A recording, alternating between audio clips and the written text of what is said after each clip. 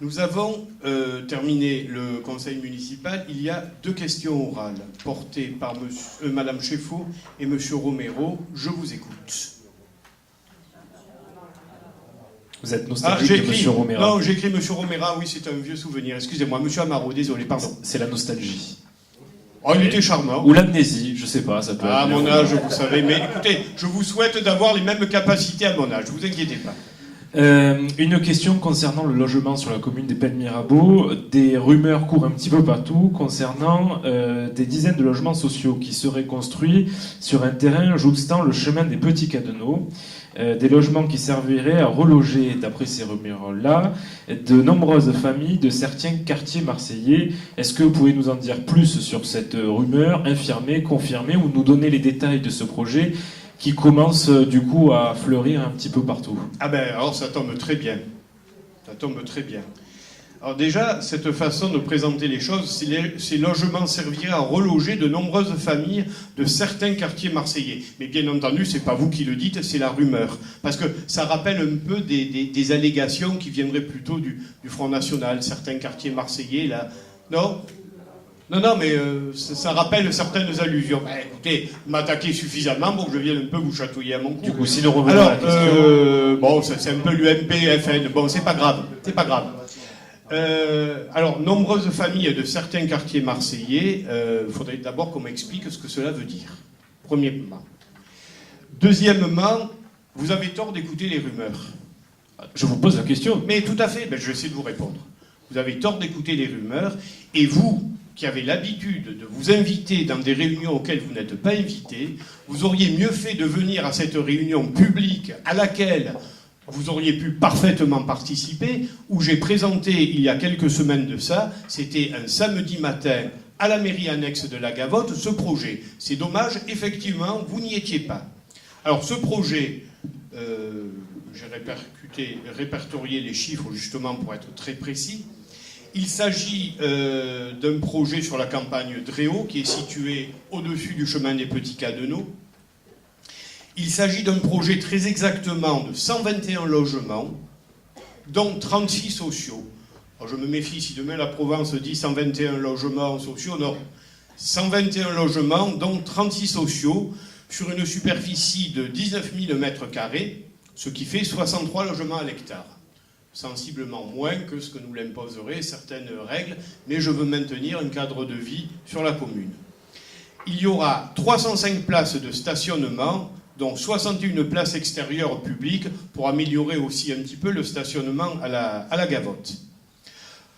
Voilà très exactement le contenu de ce projet, et il est porté par quelqu'un dont il me semble la réputation est assez solide en matière de savoir-faire, c'est Unicil.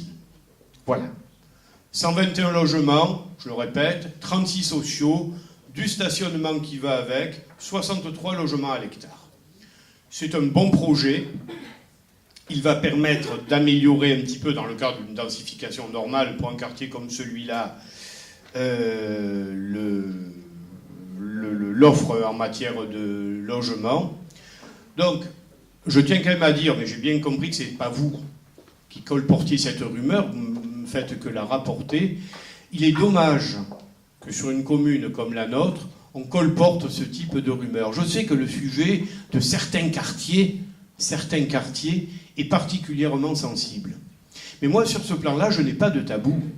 Je n'ai pas de tabou. J'ai toujours souhaité que la Gavotte ne devienne pas effectivement le 17e arrondissement de Marseille, parce que je considère qu'aujourd'hui, les quartiers nord de Marseille sont abandonnés. Je le considère réellement, et qu'on est arrivé aujourd'hui à une situation de non-retour. Et puis pour aller encore un petit peu plus loin dans ma démonstration, je suis très satisfait de ce projet, parce que ce projet, alors là aussi vous allez me dire, mais il va aggraver la circulation, est-ce que vous allez faire des routes suspendues? Ben non, il va aggraver effectivement la circulation. Vous le disiez tout à l'heure, 121 logements, ça va faire tout de suite le double de voitures en plus. Le problème, c'est que si nous, l'ensemble du conseil municipal, vous êtes pour, vous êtes contre, Sur ce plan-là, je pense que vous êtes plutôt pour. Nous ne faisons pas des projets comme ça. Demain, d'autres que nous, je dis bien que nous, se chargeront de les faire à notre place. Donc voilà très exactement ce qu'est le projet Unicil. Je le répète, il est dommage que vous ne soyez pas venus à cette réunion publique où j'avais eu l'assez bonne surprise d'accueillir pas mal de monde dans cette réunion publique. Après, il y a 36 logements sociaux, vous allez me dire, vous allez faire de clientélisme. Peut-être, effectivement, je ferai en sorte que ces logements sociaux soient essentiellement attribués aux Pénois. C'est clair. Je vais vous répondre déjà, merci pour la réponse à ce projet-là. Du coup, je prends en compte les 121 logements qui seront créés dans le cadre de ce projet. Et vous avez entièrement raison de le dire. Et vous savez que personnellement, je fais partie des jeunes Pénois qui ont énormément de difficultés à trouver des logements sur la commune des Pennes Mirabeau. Donc du coup, il n'y aura pas de... Je ne m'opposerai jamais à ce type de projet-là. 2 points. Et du coup, ça va m'amener à une autre question. Déjà, juste... J'aimerais que vous me disiez à quelle date nous avons reçu une invitation pour cette réunion publique, parce que je tiens à vous préciser que si je me permets de venir travailler dans les réunions auxquelles je ne suis pas invité, je me ferai un grand plaisir de venir à toutes les réunions de travail auxquelles je suis invité. Malheureusement, je n'ai reçu, nous avons reçu avec Madame Battini, aucune invitation concernant cette réunion publique, et ce ne serait pas la dernière fois, puisque concernant la réunion publique que vous aviez fait dans le cadre de la gare à plan de campagne, nous n'avions pas été invités non plus. Nous avons dû, encore une fois, apprendre par des chemins un petit peu tortueux toutes ces réunions de travail. Mais je sais, c'est votre méthode, monsieur Amiel. C'est facile que de n'inviter personne dans les réunions de travail et puis après de dire que nous ne sommes pas force de proposition et que nous sommes absents. Comment être présent à quelque chose que nous ne sommes pas invités? Ça, c'est le point que je tenais à préciser. Je vais répondre. Ah, vous n'avez pas fini, pardon. Ma question, je comprends concernant les routes, puisqu'on ne peut pas pousser les murs, hein, sauf si vous avez une baguette magique. Par contre, ma question concernant les infrastructures scolaires et tous ces points-là, qu'est-ce qui va être fait? Puisque, du coup, si je ne dis pas de bêtises, c'est à l'école de la Gavotte que vont être, du coup, pris en charge ces enfants. Qu'est-ce qui va être fait dans ce cadre-là? Pareil pour la petite enfance. Qu'est-ce qui est prévu pour, du coup, absorber l'arrivée de ces nouveaux Pénois, et je me réjouis qu'il y en ait encore plus. Au niveau des réunions publiques, comme son nom l'indique, ces réunions sont publiques.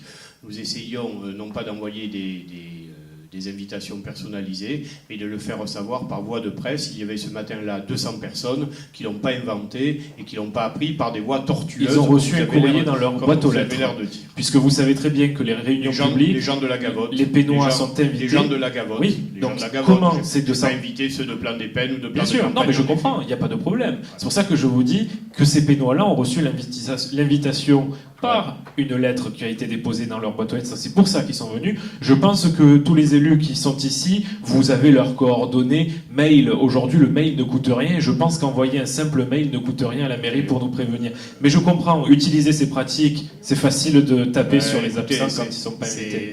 Oui, c'est pratique, comme vous dites. C'est facile, surtout de vous, de dire que ce sont des pratiques tortueuses. Vous aimez jeter le doute sur soi-disant mais pratiques tortueuses. C'est votre méthode. La preuve, c'est que quand vous en avez envie, vous voulez bien vous inviter à des endroits où vous ne l'êtes pas, et quand vous n'aviez pas envie, parce que peut-être que ce samedi matin-là, vous aviez autre chose à faire, ce que je comprends du reste parfaitement, je n'étais pas invité. Je suis venu. Mais vous vous invitez quand vous ne l'êtes pas, et quand vous pourriez l'être, vous ne venez pas. J'adore travailler dans le cadre de ma commune, c'est pour ça que je m'invite dans toutes les réunions, contrairement à certains conseillers municipaux qui ne viennent jamais dans les commissions. Vous avez abordé autre chose là, concernant le... Non, toujours sur cette question. Voilà. Je vous informe que l'école de la Gavotte peut largement encore accueillir du monde actuellement, puisque nous avons tout un pan de bâtiments qui aujourd'hui n'est pas occupé. Concernant la petite enfance, nous sommes toujours, pour employer des méthodes que vous aimez bien, dans un ratio qui est tout à fait convenable en matière d'accueil de la petite enfance. Et il est évident que compte tenu des règles de gestion que nous impose la Caisse d'allocation familiale, en particulier la fameuse PSU, nous y allons très doucement en matière de création de places de crèche et en tout cas de places de crèche en régie. Pour les raisons que nous évoquions tout à l'heure, parce que pour revenir au sempiternel absentéisme, je suis obligé de reconnaître que c'est dans le domaine de la petite enfance que nous avons parmi les plus forts taux d'absentéisme. Deuxième question. Toujours dans le cadre des projets immobiliers qui sont en cours sur la commune, pour revenir sur le domaine d'Opale, qui est prévu non loin du rond-point de métro et de Coca-Cola, pour que tout le monde puisse imager. Vous nous avez rappelé plusieurs fois qu'apparemment le promoteur immobilier s'était un petit peu avancé sur la vente de ce projet-là, et vous nous avez prévenu qu'il avait été stoppé. Alors je dois dire que... Sauf si vous ne nous avez pas donné toutes les informations, mais je ne comprends pas pourquoi aujourd'hui, à date, on arrête un projet qui était en cours sur la commune des Pennes-Mirabeau, et du coup, si je reprends vos propos, qui serait bénéfique pour tous les Pénois, puisque nous sommes en manque de logements sur la commune. Je n'ai pas arrêté ce projet, simplement, je n'ai pas délivré le permis de construire. Et je rappelle ce que je vous disais lors d'une interpellation de votre part précédente. Je n'ai pas trouvé normal qu'on puisse commercialiser un projet qui n'était pas encore acté par un permis de construire. Bon, je mets ça sur la simple maladresse d'un promoteur, de celui qui commercialise, peu importe, c'est pas bien grave. Nous avions rappelé, et vous m'aviez interpellé de façon assez véhémente, sur le fait de l'emprunt du chemin de la Tuilerie pour ce projet, et c'est effectivement pour l'emprunt du chemin de la Tuilerie que j'avais suspendu ce projet. Aujourd'hui, j'ai demandé au promoteur de retravailler là-dessus. Il avait déjà bien travaillé d'ailleurs, hein, et si on arrive à montrer que le rapport bénéfice pour la commune, pour les administrés, inconvénient, parce que c'est toujours comme ça qu'il faut raisonner, un rapport bénéfice-inconvénient. Un projet n'est jamais à 100% efficace. Les gens, ils veulent bien des logements, mais pas à côté de chez eux. C'est une réalité.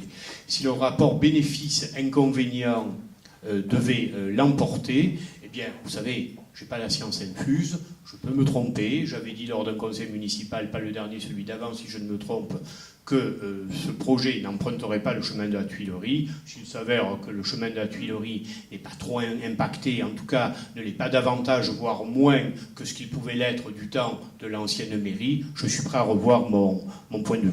Du coup, ça veut dire que le promoteur n'a jamais fait d'études pour estimer si justement il y avait un impact négatif. Il a fait, et les études ont donné quoi alors? Ces études ne mentent. Vous savez, pour le promoteur, l'étude de circulation était tout à fait satisfaisante. Moi, elle ne me satisfaisait pas. Alors par rapport à quoi? Par rapport à l'impact que cela peut avoir vis-à-vis des riverains. Vous savez, les riverains, je vais très régulièrement au petit centre commercial. Oui, non, mais parce qu'il y a quelque chose que je ne comprends pas. Combien de logements sont prévus dans ce cadre-là? 35. 35, donc x2, ça fait 70 voitures. Donc largement moins que l'ancienne mairie. Donc je ne comprends pas ce qui est gênant. Mais c'est vous qui, l'autre fois, me disiez, mais comment vous allez laisser passer? Et je vous avais dit, oui, pour le moment, ça non, vous avez posé que des questions. Les vidéos sont sur Internet. Vous revenez, c'est facile à consulter.